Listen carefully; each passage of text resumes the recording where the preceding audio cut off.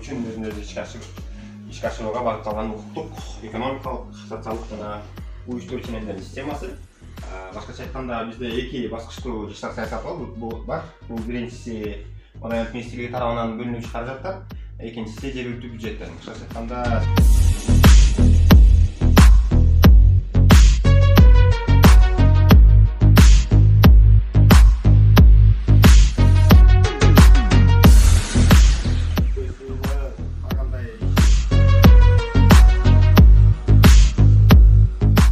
келген нерселер бизге неме болду ушу биз жаныбыздан спонсор болуп неме болуп беребиз. Ушу ишкерлерден немелерден айынан колдойбуз. Расмат Нурбазеке чоң рахмат.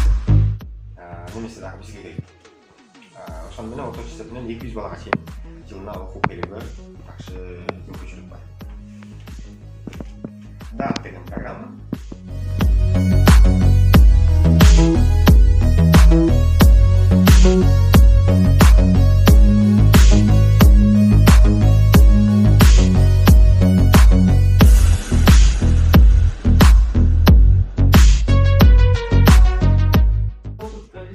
Стандарт көлемінде жакшы тренингтер мындай чыкканда кыскача тренинг өткөрдүм бизге.